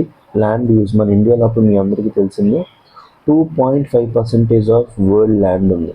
మన దగ్గర main problem ఏంటంటే India has 2.5% of world land which is shared by 18% of population. So దీనివల్ల మన India లోపల land pressure అనేది చాలా ఎక్కువ అనమాట. సో దీనివల్ల ఎక్కువ ప్రాబ్లం అవుతుంది ఎక్స్పాన్షన్ ఆఫ్ సోలార్ ఎనర్జీకి. So agri photovoltaics. So present solution ఏంటి? Agri photovoltaics is the proposed as a solution to enable simultaneous farming and solar power generation on the same land. So దీని యొక్క అర్థం ఏంటంటే కింద farming చేసుకుంటూ ఉంటారు, మీద సోలార్ పెట్టుకుంటూ ఉంటారు అనమాట. సో ఒకవైపు అగ్రికల్చర్ జరిగిపోతుంది, ఇంకొక వైపు సోలార్ ఎనర్జీ జనరేషన్ కూడా జరుగుతుంది అనమాట. So what is agri photovoltaic అంటే నార్మల్గా సోలార్ ఎనర్జీ మనం 2 టైప్స్గా తయారు చేయొచ్చు. ఒకటి ఫోటో వాల్టాయిక్, ఇంకొకటి కాన్సన్ట్రేటెడ్ రింగ్స్ అనమాట. కాన్సన్ట్రేటెడ్ రింగ్స్ లోపల మిర్రర్స్ అన్ని పెట్టేసి ఎనర్జీని ఒక దగ్గరికి చేస్తాం. క్రిష్ మూవీ మీరు చూసామంటే అందులో వాళ్ళ నాన్న వాడిని అట్లనే కాపాడుతాడు. అది కాన్సన్ట్రేటెడ్ అనమాట. ఫోటో వాల్టేక్స్ అంటే డైరెక్ట్గా సోలార్ ఎనర్జీని ఎలక్ట్రిసిటీ లోపలికి మార్చేస్తుంది. సో కాన్సన్ట్రేటెడ్ ఇవన్నీ కూడా కష్టం కాబట్టి మనం ఫోటో వాల్టైక్స్ మీద డిపెండ్ అవుతాం. ఇవన్నీ కూడా సెమీ కండక్టర్స్, ఇవన్నీ కూడా సోలార్ ప్యానెల్స్ ఉంటాయి. సోలార్ ప్యానెల్స్ లిథియం ఇవన్నీ మేడ్ అయి ఉంటాయి అన్నమాట. సో వాటితో రెడీ అయి ఉంటుంది. A system where solar panels are installed on agriculture land in a way that crops are grown underneath or between panels. So ఒక మొత్తం పెద్ద ఫామ్ అనుకోండి. సో ఇక్కడ సోలార్ ప్యానెల్స్ ఉంటాయి అన్నమాట. సోలార్ ప్యానెల్స్ ఉంటాయి, అయితే పంటలు కింద పండుతాయి లేకపోతే మధ్యలో పండుతాయి అనమాట. So electricity is generated simultaneously. So దీనివల్ల ఏంటి, dual use land use. So మెయిన్గా అగ్రికల్చర్ ల్యాండ్ని ల్యాండ్ కోసం, అగ్రికల్చర్ కోసం, ఇంకా ఎనర్జీ కోసం యూజ్ చేయడం. సో కీ ఫీచర్స్ ఏంటి, panels mounted at elevated heights. చెప్పే కదా కొంచెం హైట్లో పెడతారు. Spacing between panels to allow sunlight for crops. So మెయిన్గా ఫోటోసింథసిస్ జరగాలంటే మీ అందరికీ తెలిసిందే మోస్ట్ ఇంపార్టెంట్ థింగ్ ఏంటి, ఫోటోసింథటికల్లీ యాక్టివ్ రేడియేషన్, పిఏఆర్ అంటాం కదా. సో అది దక్కడానికి మెయిన్గా స్పేసింగ్ పెడతాం. కెన్ బి ఇంటిగ్రేటెడ్, దీన్ని ఇంటిగ్రేట్ చేయొచ్చు with crop farming, life stock grazing and green houses. So వీటిని క్రాప్ ఫార్మింగ్తో లింక్ చేయొచ్చు, లైఫ్ స్టాక్ గ్రేజింగ్తో లింక్ చేయొచ్చు, గ్రీన్ హౌసెస్తో కూడా లింక్ చేయొచ్చు. బెనిఫిట్స్ ఏంటి, ఫస్ట్ బెనిఫిట్ ఏంటి మీకు ఏం చెప్పాను, land use efficiency. No need for separate solar line. Solar కోసం మనం సపరేట్గా ల్యాండ్ కేటాయించాల్సిన అవసరం లేదు. Income diversification for farmers. So ఫార్మర్స్కి ఇన్కమ్ డైవర్సిఫికేషన్ జరుగుతుంది. Third, reduced water loss. మెయిన్గా ప్లాంట్స్లో టెంపరేచర్ పెరిగిపోవడం వల్ల ఆ టొమాటో వల్ల ట్రాన్స్పిరేషన్ ఎక్కువ పెరిగిపోతుంది అనమాట. So less evapotranspiration and heat stress on crops. So ఇవి మీద సోలార్ ప్యానల్స్ మీద ఉంటాయి కాబట్టి వాటి మీద హీట్ స్ట్రెస్ కూడా తగ్గుతుంది అనమాట. Supports climate resilient agriculture. దీన్ని ఏమంటాం, క్లైమేట్ రెసిలియంట్ అగ్రికల్చర్ అంటాం. చాలా అంటే చాలా ఇంపార్టెంట్. మీరు మెయిన్స్ ఆన్సర్ రైటింగ్ లోపల, ఇంటర్వ్యూ లోపల ఇలాంటి మాటలు మాట్లాడారంటే you would get more marks అనమాట. ఎందుకంటే మీకు సబ్జెక్ట్ వచ్చేసి అనుకుంటారు. సో దీనికోసం ఇంపార్టెంట్ స్కీమ్ ఏదైనా ఉందంటే మన ఇండియా లోపల మీ అందరికీ తెలిసిందే famous scheme PM Kusum. So PM Kusum అంటే Pradhan Mantri Kisan Urja Suraksha evam Uttam Mahabhiyan. So very very important, Pradhan Mantri Kisan Urja Suraksha evam Uttam Mahabhiyan అనమాట. సో దాని యొక్క మెయిన్ అర్థం ఏంటంటే సోలార్ ఎనర్జీని ప్లాంట్స్ లోపలికి, అగ్రికల్చర్ లోపలికి ఇంటిగ్రేట్ చేయాలి. ఫస్ట్ థింగ్ ఏంటంటే సోలరైజేషన్ ఆఫ్ అగ్రికల్చర్. సో మెయిన్గా అగ్రికల్చర్ లోపల పంప్స్ ఉంటాయి కదా, పంప్స్ ఎట్లా అంటారు, అవన్నిటికి ఎలక్ట్రిసిటీ సోలార్ ఎనర్జీ ద్వారా వస్తుంటుంది. ఫస్ట్ వాటిని సోలరైజ్ చేయాలి. Solarization of agriculture and energy security for farmers. So component ఏంటి మీకు అందులో మెయిన్ ఏం చెప్పాను, సోలార్ పంపులు ఉంటాయి, గ్రిడ్ కనెక్టెడ్ సోలార్ ప్లాంట్స్ ఉంటాయి, డీసెంట్రలైజ్డ్ రెన్యూబుల్ ఎనర్జీ ఉంటుంది అనమాట. So agri PV may be integrated into PM Kusum 2.0 propose. So agri PV ఏదైతే ఉందో పిఎం 2.0 లోపలికి ఇంటిగ్రేట్ చేయొచ్చు. So key terms to remember, evapotranspiration అంటే ఏంటి, combined loss of water via evaporation plus plant transpiration. So మీకు plants లోపల మెయిన్గా ఏముంటుంది, స్టొమాటో ఉంటుంది అనమాట. స్టొమాటో నుంచి వాటర్ లాస్ అవుతుంటుంది. సో ఎవాపరేషన్ ఎక్కువ టెంపరేచర్ ఉండడం వల్ల ఎవాపో ట్రాన్స్పిరేషన్ జరుగుతుంది. సెస్ అండ్ సర్చార్జ్ ఏంటి, ఇందాక ఆర్టికల్లో చూసాం కదా, నాట్ షేర్డ్ విత్ షేర్స్ అనమాట. సెస్కి సర్చార్జ్కి డిఫరెన్స్ ఏంటంటే సెస్ అన్న సర్చార్జ్ అన్న ఒకటే, tax on tax. But cess అనేది ఒక డిఫైన్డ్ పర్పస్కి వేస్తాం అనమాట. సెస్ అనేది ఒక డిఫైన్డ్ పర్పస్కి వేస్తాం.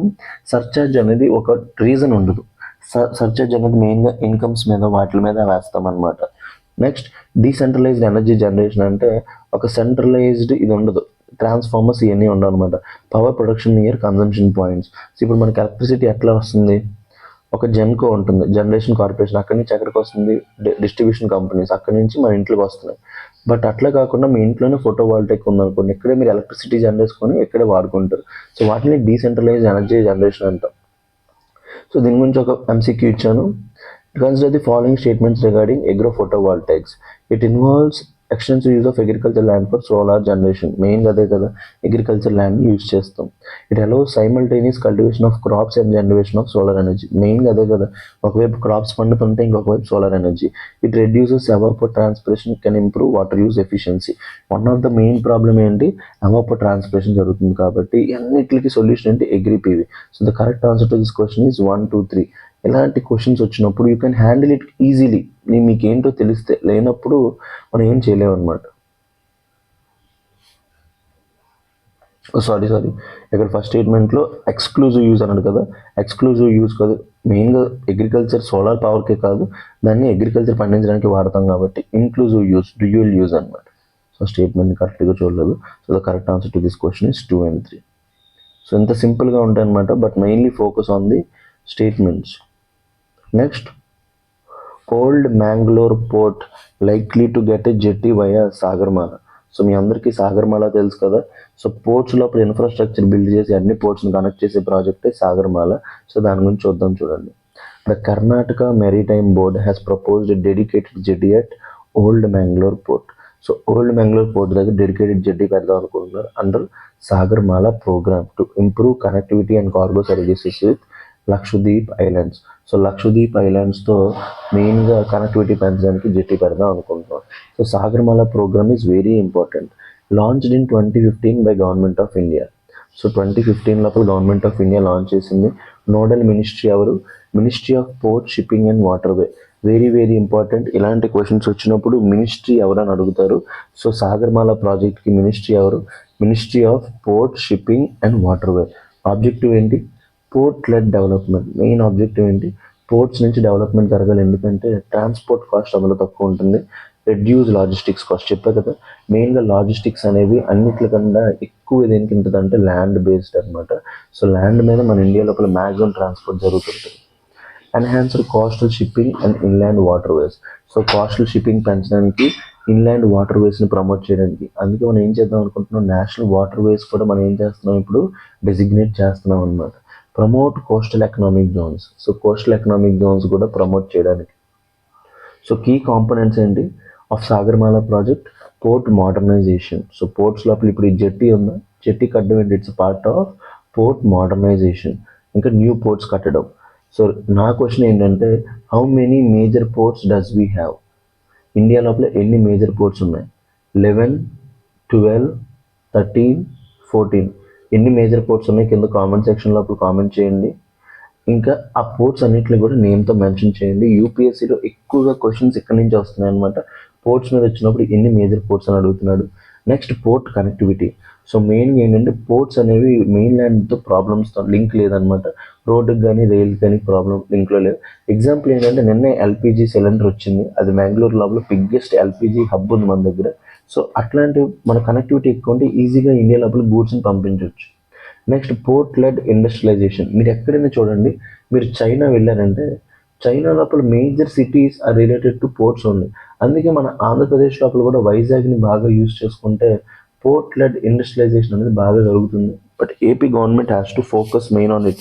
సో వైజాగ్ని బాగా డెవలప్ చేసుకుంటే ఏపీ గవర్నమెంట్కి చాలా అంటే చాలా బెనిఫిట్ అవుతుంది. నెక్స్ట్, కోస్టల్ కమ్యూనిటీ డెవలప్మెంట్ అనమాట. అక్కడ ఉండే పీపుల్ ఎవరైతే ఉంటారో వాళ్ళు కూడా బెనిఫిట్ అవుతారు.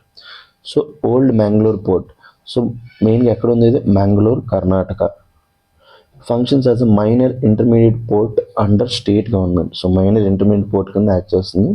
సో చెప్పాక కదా ఇందులో 2 types ఆఫ్ పోర్ట్స్ ఉంటాయి, major ports and minor ports. So minor ports ఏమిటి? స్టేట్ గవర్నమెంట్ కింద ఉంటే, మేజర్ పోర్ట్స్ ఎవరి దగ్గర ఉంటే సెంట్రల్ గవర్నమెంట్. అందుకే మేజర్ పోర్ట్స్ ఎన్ని ఉన్నాయి, మైనర్ పోర్ట్స్ ఎన్ని ఉన్నాయి కింద కామెంట్ సెక్షన్ లోపల కామెంట్ చేయమన్నాను. So major ports control by center, minor ports control by the state. So ఇక్కడే ఆన్సర్ ఇచ్చాడు. మన ఇండియా లోపల 12 మేజర్ పోర్ట్స్ ఉన్నాయి, మైనర్ పోర్ట్స్ 200 ఉన్నాయి. ఈ 12 మేజర్ పోర్ట్స్ ఏంటంటే కింద కామెంట్ సెక్షన్ లోపల కామెంట్ చేయండి. So new Mangalore port. So new Mangalore port ఏదైతే ఉందో, major port near old Mangalore port అనమాట. సో న్యూ మ్యాంగ్లూర్ పోర్ట్ అనేది major port in India, handles crude oil, fertilisers and iron ore. So నేను USA నుంచి వచ్చిన ఎల్పిజి లోడ్ ఏదైతే ఉందో అది కూడా న్యూ మ్యాంగ్లూర్ పోర్ట్కి వెళ్ళింది. ప్రిలిమ్స్ టైప్ ఏంటి? Old Mangalore port is not equal to new Mangalore port. గుర్తుపెట్టుకోండి, మ్యాంగ్లూర్ పోర్ట్లో 2 ఉన్నాయి, ఓల్డ్, న్యూ. న్యూ అనేది major port. So then what is a jetty? So jetty అంటే ఏంటి? Structure extending into water for docking ships. So నార్మల్గా ships అనేవి వచ్చి డైరెక్ట్గా మీరు బండి ఇంట్లోకి తీసుకెళ్ళిపోయినట్టు వెళ్ళలేమన్నమాట. ఎందుకంటే మట్టి ఉంటుంది, మట్టి షిప్స్ని ఆపేస్తుంది. కాబట్టి కొంచెం ఎక్స్టెండెడ్ స్ట్రక్చర్ క్రియేట్ చేస్తాం for docking of ships. Berth అంటే ఏంటి? Specified location where ship is moved, దాన్ని ఏమంటాం బర్త్. ఇన్ దిస్ ప్రాజెక్ట్, ఈ ప్రాజెక్ట్ లోపల మనం ఏంటి? Cargo berth plus passenger berth plan చేస్తున్నాం. Next, dredging. డ్రెడ్జింగ్ అంటే శాండ్ని process of removing sediments from the sea bed. మీరు ఎప్పుడైనా వైజాగ్ వెళ్తే ఇది కనబడుతూ ఉంటుంది. వైజాగ్లో ఈ మధ్య డ్రెడ్జింగ్ ఎక్కువ చేస్తున్నారనమాట. ఈ సెడిమెంట్స్ అన్నీ ఏవైతే ఉంటాయో వాటిని తీసేయడానికి ఏమంటాం, డ్రెడ్జింగ్ అంటాం. దీనివల్ల నావిగబుల్ డెప్త్, సో డెప్త్ పెరుగుద్ది, షిప్స్ లోపలికి వస్తే allow larger ships inside. So types ఏమంటాయి, క్యాపిటల్ డ్రెడ్జింగ్. క్యాపిటల్ డ్రెడ్జింగ్ అంటే న్యూ ఇన్ఫ్రాస్ట్రక్చర్ క్రియేట్ చేసి దాని ఏమంటాం క్యాపిటల్ డ్రెడ్జింగ్. మెయింటెనెన్స్ డ్రెడ్జింగ్ అంటే ఫర్ ఎగ్జిస్టింగ్ పోర్ట్స్. ఇష్యూస్ ఏంటి, ఎన్వైర్మెంటల్ ఇంపాక్ట్ ఉంటుంది, కోస్ట్ ఎరోషన్ జరుగుతుంటుంది. So practice question, consider the following statement. Sagarmala programme focuses only on developing major ports. అట్లేం లేదు, మైనర్ పోర్ట్స్ కూడా. Minor ports in India administered by state governments, major ports central government. Dredging is carried out during the construction of new ports. అట్లేం లేదు, minor పోర్ట్స్కి కూడా చేస్తూ ఉంటారు. So దాంట్లో 2 kinds ఉంటాయి, క్యాపిటల్ ఇంకా maintenance dredging. So correct answer to this question is 2 only. Correct answer to this question is 2 only. And last article for today, details sought on inquiry prosecution wings of Lokpal. So Lokpal and Lokayukta మీకు తెలిసిందే, మెయిన్గా ombudsman అనమాట. Create చేసిన మెయిన్గా గవర్నమెంట్లో functionaries corruption చేస్తే పట్టుకోవడానికి. So a parliamentary standing committee has raised concerns over the delay in operationalising the inquiry and prosecution wings of the Lokpal. So parliamentary standing committee concerns raise చేసింది మెయిన్గా operationalising inquiry and prosecution wings. లోక్పాల్లో operationalise లేవంట even a decade after Lokpal and Lokayukta act came into force. So 2013లో వచ్చి ఇప్పటి వరకు లేదు. So నేను చేస్తున్న న్యూస్ పేపర్ లోపల కూడా ఇదే ఆర్టికల్ పెట్టించాను, institutional framework under Lokpal. So Lokpal అనేది ఏంటి, సెంట్రల్ లెవెల్లో ఉంటుంది. Act mandate creation of enquiry wing. So మెయిన్గా ప్రిలిమినరీ ఇన్వెస్టిగేషన్ చేయడానికి, prosecution wing for prosecuting corruption cases. So Lokpal is intended to function as an independent anti corruption ombudsman. అది ఎవరి మీద depend అవ్వకుండా యాంటీ కరప్షన్ బాడీ కింద act చేయాలి. However full institutionalise remains incomplete. So full institutionalise అనేది incomplete అయింది. Current status ఏంటి, partial ఆపరేషనలైజేషన్. Enquiry wing yet to be fully operational. So enquiry wing ఇంకా ఫుల్లీ ఆపరేషన్ అవ్వాలి. Appointment of director and staff still pending. Enquiry వింగ్లో ఎవరు లేదు చూడండి. Prosecution wing formally constituted in June 25, not fully functional in practice. So మెయిన్గా ప్రాక్టీస్లో లేదంట. Operational wing ఏమంచి ఇంకా ప్రాక్టీస్లో లేదు. సో ప్రాసిక్యూషన్ వింగ్ ప్రాక్టీస్లో లేదు, ఎంక్వైరీ వింగ్ ఇంకా పెట్టాలి. సో ప్రెజెంట్ అరేంజ్మెంట్ ఏంటి, కేసెస్ ఎవరు హ్యాండిల్ చేస్తున్నారు చెప్పా కదా, సిబిఐ. సో సిబిఐ మెయిన్గా కేసెస్ హ్యాండిల్ చేస్తుంది, అదే మనీకి సంబంధించింది అయితే సివిసి చూసుకుంటుంది. So Lokpal structure notes. So Lokpal is a statutory body. So statutory body అంటే యాక్ట్ ద్వారా అయి ఉంటుంది. Established under Lokpal and Lokayukta act 2013. Nature ఏంటి, anti corruption ombudsman at the union level. So mandates ఏంటి, to enquire into allegations of corruption against public functionaries. Even prime minister మీద కూడా ఏమైనా corruption charges ఉంటే ఇది వెళ్ళగలదు. Deals with offences under prevention of corruption act 1988. ఎందుకు year Lokpal మీద question రావచ్చు అంటే, లోక్పాల్లో 8 BMWs ఆర్డర్ చేశారనమాట, mainly for the members of Lokpal. So BMWs వాళ్ళు ఆర్డర్ చేశారంటే డబ్బులు ఎక్కువైపోయి కాదు, కరప్షన్ చేస్తున్నారేమో, వీళ్ళు కూడా కరెక్ట్గా పనిచేయట్లేదంటే ఆ ఆర్డర్ని, ఆ కాంట్రాక్ట్ని వెనక్కి తీసుకున్నారనమాట. సో ఆపరేషనల్ స్ట్రక్చర్ ఏంటి, ఇందులోపల chairman plus up to 8 members ఉంటారు, అందులో 4 members జ్యుడిషియల్ ఉండాలన్నమాట. రిజర్వేషన్ ఏంటి, minimum 50% members SC, ST, OBC, minority ఉమెన్కి చెంది ఉండాలి. ఎలిజిబిలిటీ ఏంటి, for chairman chief justice of India or judge of supreme court or eminent person. ఈ మూడిట్లో ఏదో క్రైటీరియా ఉంటే చైర్పర్సన్ అవ్వచ్చు. జ్యుడిషియల్ మెంబర్స్ సుప్రీంకోర్టు జడ్జి అయినా, చీఫ్ జస్టిస్ ఆఫ్ హైకోర్ట్ అయినా అవ్వచ్చు. జడ్జ్ ఆఫ్ హైకోర్టుకి మ్యాక్సిమం ఎక్కడా కూడా ఛాన్సెస్ ఉండవు అనమాట. అపాయింట్మెంట్ ప్రాసెస్ ఏంటి, appointed by president of India. వీళ్ళని అపాయింట్ చేయడానికి ఒక సెలక్షన్ కమిటీ ఉంటుంది, చాలా ఇంపార్టెంట్.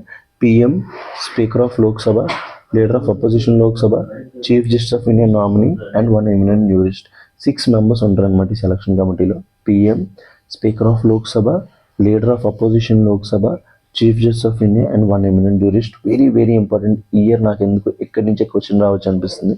టెన్యూర్ అండ్ సర్వీస్ ఏంటి, 5 years or till 70 years, whichever is early.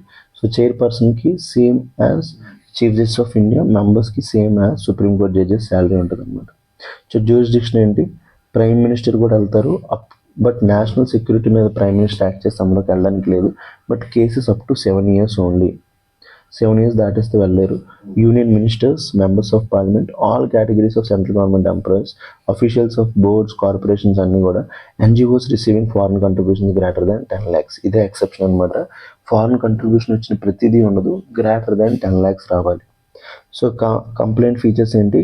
No restriction on who can file a complaint, prescribed ఫార్మాట్లో ఇవ్వాలి related to corruption offence. So enquiry and investigation mechanism అంతా ఎట్లా ఉంటుంది? Process first complaint ఇస్తుంది, preliminary enquiry అవుతుంది, తర్వాత in final case investigation by agencies like CBI చేసుకుంటుంది. Coordination central government officials అయితే ఎవరికి ఇస్తారు? సివిసికి ఇస్తారనమాట, ఎందుకంటే కరప్షన్ ఛార్జెస్ అదే చూసుకుంటుంది. Investigation often through CBI. So exceptions for the prime minister ఏంటి? Lokpal cannot enquire into matters related to international relation.